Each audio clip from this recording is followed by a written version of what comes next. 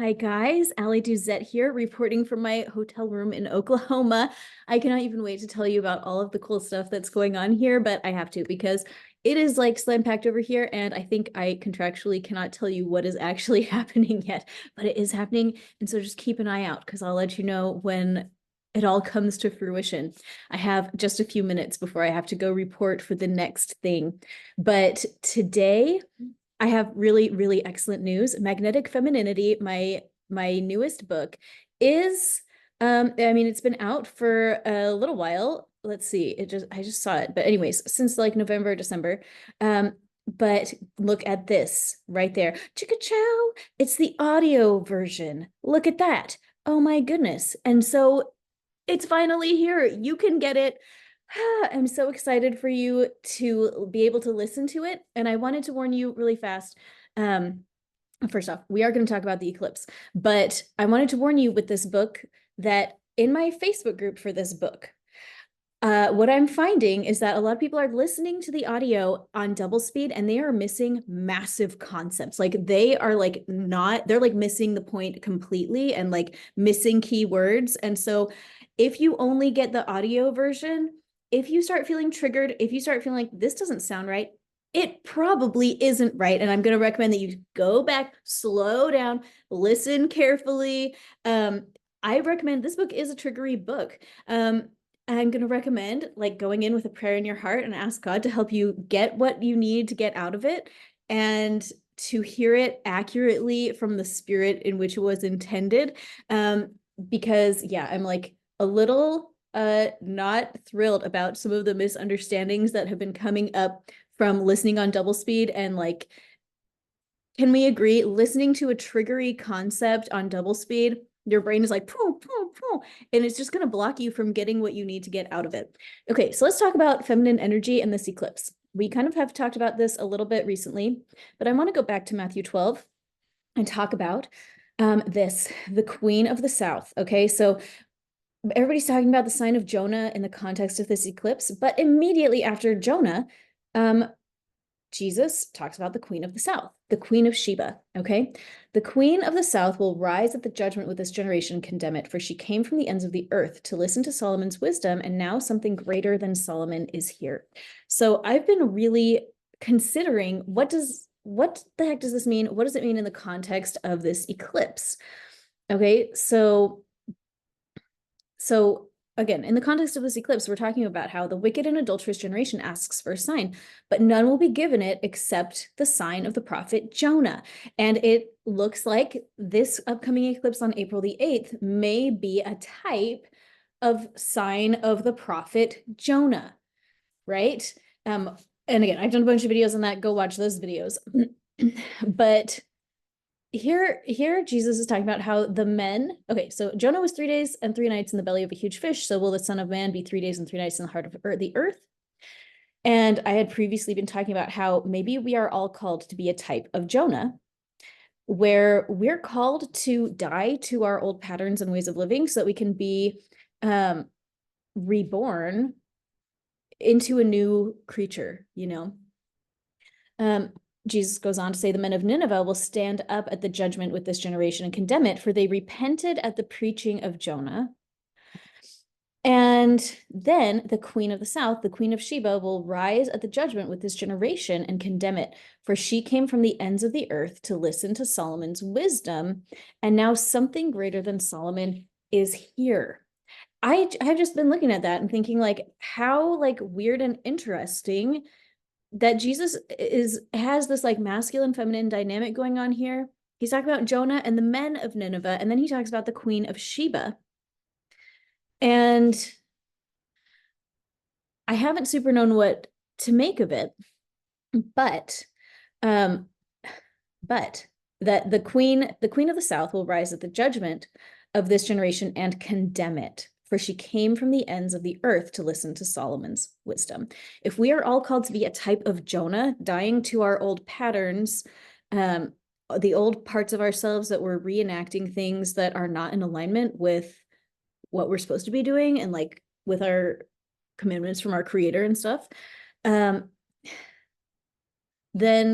it sounds like maybe particularly women, maybe we are being called to search for wisdom. Like the Queen of Sheba went and sought out Solomon. She just wanted to learn wisdom. How are we seeking out wisdom? How can we be the kind of people that are qualified to rise? Let's share it again. Can you become the sort of person who will rise at the judgment with this generation and condemn it? Okay, that's like strong words. Okay, the men of Nineveh will stand up at the judgment with this generation and condemn it, for they repented. And the queen of the south will rise at the judgment and condemn it, for she sought wisdom. Okay, which I think is an interesting thing because I don't know, this call for men to repent and for women to seek wisdom. Like, I don't know, that's like kind of one way that I am interpreting this. A very interesting gender dynamic here. What do our men need to repent of? What wisdom do our women need to seek? And what does it take to be the kind of person that is worthy of condemning something else? That was kind of a weird way to say it, but like, you know, the phrase like the pot calling the kettle black, right? When somebody like judges somebody else, like they totally are guilty of the same thing. How are we going to become the kind of people where our goodness is so thorough that when we say this is wrong, I condemn this generation, that it is a true condemnation, like through the power of God, and not just another pot calling the kettle black? I don't know. That's just what I'm thinking about today. You know, how am I going to become a better person? What inside of myself do I need to continue to clean up so that when the time comes, I can say, I did seek wisdom and I do condemn this generation, and I'm able to condemn them because I'm not participating in this same weird stuff that everybody else is participating in. So anyway, just some thoughts to have on your mind. If you have thoughts about the Queen of Sheba and the context of this verse, I'll be really interested to hear it. I mean, I just think it's so interesting that all this sign of Jonah connection and the eclipse, but like that's the next verse, and it's a mirror of it. You know, it's got that parallel structure that you find in those ancient texts, which tells me that these two verses do go together. Like these two concepts do go together, the sign of Jonah and the Queen of Sheba. So what does that mean for you? What does that mean to you? I will be really interested to hear. Or like, I'm not a Queen of Sheba scholar. If you happen to be like a genius of Queen of Sheba information, like share your wisdom, please. I would love that. I've read a lot, but there's like not a super ton. And I feel like a lot of it is kind of speculation, at least the stuff that I've been finding. And I mean, that's fine. I'm cool with speculation, but it's sometimes nice to have more concrete data, right? But sometimes you just don't have it. So I don't know. I would love to hear what you think, but I'm going to talk about my book for another little minute. So this is Magnetic Femininity, and this book, I tried to write it for 7 years, and then last summer while I had pneumonia, I wrote it in like 3 weeks, and it's like 120,000 words. I literally wrote 20,000 words the first day. I like woke up at 5 in the morning on a Sunday, and I was too sick to do anything. My lung was still so sick from pneumonia that I could not do anything. I could like sit there, and so all day I just like sat and typed, and it just flowed right out of me. And so this is the book. Oh, but I think that one of the big issues that we're facing as a planet is that true feminine energy is really nowhere to be found. Like there's a lot of women and not a lot of feminine energy, right?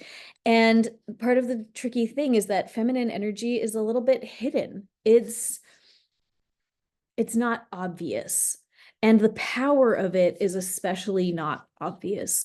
It I mean, when you consider that one of the biggest powers of feminine energy is vulnerability, who wants to be vulnerable? Like nobody wants to. And I think, especially as women, we know that our bodies are vulnerable and that our emotions are vulnerable. And if men have not created a safe space for us to just allow ourselves to be vulnerable and not live in terror all the time and not be hurt all the time, then we build up such walls and we create such an incredible dynamic for self-protection that is a masculine dynamic. When we are protecting ourselves, it means that the men are not inspired to protect us if we're protecting ourselves. And I don't know, it destroys our own femininity. It's a rough life. I feel like feminine energy, when you can like truly step into it, it is so liberating, but it's terrifying to get to the point where you can be willing to do that, because sometimes we have to take a risk and be vulnerable on purpose, even though we have no guarantee of safety. Again, I feel like the feminine body and the feminine energy field is vulnerable whether we want it to be or not. Even when we put up 10,000 walls, we're still vulnerable, and we still know that. We all do know that when we build up these walls. And we try not to cry, we put on a strong face, we act like it didn't hurt us. A lot of times it actually did hurt us really deep. And sometimes our walls are so thick that we don't even realize how much we were hurt. I know, like for myself, I've definitely been there, done that. And I don't know, we have to take the walls down. We, as women, we need to shift into our feminine energy, because that is the only way out of this mess. I honestly believe that women cannot solve the problems that exist in the world today, if only because so many of the problems are going to have to be solved with, shall we say, physicality that most women do not possess. I think that men are going to have to be the ones that stand up and make a big change. In the health freedom movement, which I am a big activist in, it's like 80% women or higher. I would say it's mostly moms, which is great. And it's so powerful when moms stand up for their children. But I don't know. I think it is offensive and horrible, and like, sorry if you're offended, but I think we can all agree that it's true. People take men more seriously. You can have 20 moms show up to the meeting, but if a dad or two shows up, all of a sudden there's this level of credibility given to a movement that just does not exist when it's only moms. And it's not fair and it's not right. I don't love it, but that is the fact. I really think that if we're going to have health freedom, it's going to have to be men. Men are going to have to stand up and say, you know what? I'm tired of my wife having to shoulder the burden of caring about what goes into my children's bodies. My wife is done with that, and I'm going to be the man here and start protecting my family's freedoms. I'm going to educate myself. I'm going to educate the people around me. I'm going to go to Capitol Hill and have to take off some time from work to like do my important civic duty. I think that that's really what is going to have to happen. But to do that, we as women need to shift into our feminine energy so that men are willing to do that, so that they want to do that, so they feel inspired to do that. Just asking and begging and nagging and irritating men into doing things, I know we've all been there, done that too. It doesn't work. Even if they do what we want them to do, they resent us for it. We can't afford to do that anymore. If you're a nagger, you gotta stop. We can't afford to do that. The time is short. We've got to step into our feminine energy. We've got to learn how to relax and learn how to trust, learn how to let go, let some things fall apart for a minute so that the men in our lives can realize how much they do need to step up. And I think it's a little traumatic for a lot of men who have been operating from feminine energy. They've been sitting back, relaxing, letting their wives handle the bills, letting their wives handle 100% of the childcare, 100% of the chores, 100% of the maintenance, 100% of everything. We've got to let some things fall to the wayside, and maybe some things need to break a little bit so that the men can figure it out and get it together. So that is one reason why I wrote my book. It's one reason why when women start applying it, sometimes their men are like, what is happening? And it's okay. That too shall pass. I don't know. I hope you go give it a try. All the women, I hope you give this a try. It is, It's different.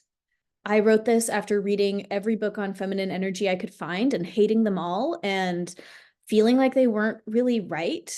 And I mean, I don't claim that I'm totally right. And repeatedly through this book, you will see that I just say over and over and over, like, don't take my word for it. You tune in with your own intuition. The most feminine thing a person can do in their whole life as a woman is tune into their own body and listen to what their own body is telling them and their own feelings are telling them.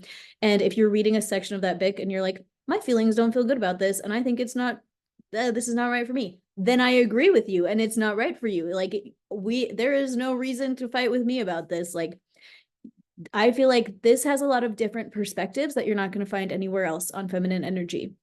But how you apply them and how you feel like they can fit into your own life, like, that's up to you. And I don't care how you do it, but I do hope that if you have it within you to give it a try, then I hope that you do. I have a lot of men that have read this book as well. They say that they like it. I don't know. I'm like, really? Okay, thank you. It's a very high compliment. I take it very seriously and I like treasure all of it. And if you have read it, I know that over 1,000 people have read this book and I only have 100 reviews. So if you are one of the 1,000 that has read it and has not left a review, if you wouldn't mind leaving a review, I would be deeply grateful. This is how people decide if they're going to give a book a try. So any of my books that you've read that you haven't reviewed, I always beg of you to consider reviewing them, because that is the lifeblood of Amazon sales. But beyond that, I mean, most of my books I might make $2 on or something because it's such a high cost. Amazon takes 30% and just of profit, and then they also take a hefty slice for actually printing the book. They have a huge slice for delivering the Kindle book, even though it only costs them 6 cents. And it's like the subject of this massive lawsuit right now. So I'm like keeping my eyes on it. We'll see how it shakes out for us all. But anyway, what was I going to say? That reviews are the lifeblood of sales. But more than that, the most important thing is that reviews are the lifeblood of how people change their lives. I mean, like, when you come across a life-changing book, and people are saying, oh, should I give it a try? Should I not give it a try? They're looking at reviews. And so if you feel like this book has changed your life, I do hope that you go and mention it, because other people that are looking for something, your review is what's going to make it or break it for them. I feel like it's just such an easy way to bless other people's lives. Like, when I read a fabulous book that changes my life, I'm like, got to tell everybody on Amazon, this is a life-changing book. You got to go read it. It's going to change your whole life. That's how we bless other people. We share the good things that we find with them so that they can also have a good life too. I don't know. You guys know, I don't have to tell you. That's like my whole life on here. I'm like, I just got to tell everybody everything cool, everything that's making my life better. I want to make your life better. Okay, well, on that note, I've got to go. I am competing this week on a secret project, and the fun starts momentarily. So I'm like, oh man, I hope I have enough time to like convert this video before I have to run back down and do the next thing. But anyway, thank you guys for listening. I love you so much. Okay. We got a lot to think about before this eclipse. If it feels right, you might want to try reading this book before the eclipse. We'll see. This lunar eclipse is coming up on March 25th in just a few days. And lunar eclipses really have the unique potential of shaking up feminine energy, because the moon is the feminine energy of your body. Even if you're a man, the moon represents the receptive energy within yourself, well, if we put it that way. But during a lunar eclipse, where if this is the earth, and that's the sun, that's the moon, and the earth comes right between them and blocks the connection, and the earth casts a shadow upon the moon, that moment, it gives you the opportunity to let go of old energy between your masculine and feminine balance within yourself. It just like allows this huge offshooting of energy that's no longer serving you. So this is a very, very, very powerful time to be working on that. Okay, let's bring it back to Matthew 12. The sign of Jonah, we need to repent. The Queen of Sheba, we need to seek wisdom. Okay, finding that balance. All of us have, a masculine side and a feminine side. I personally believe that women should be operating 90% of the time from feminine energy, and then they still have some 10% masculine, and men should be operating 90% from masculine energy with some 10% of that more receptive energy. And I'm working on the book for men. Everybody asks. I'm working on it. It's coming really slowly, but I'm working on it. So it'll be out there eventually. But okay, wish me luck. Okay, love you guys. Bye, bye, bye.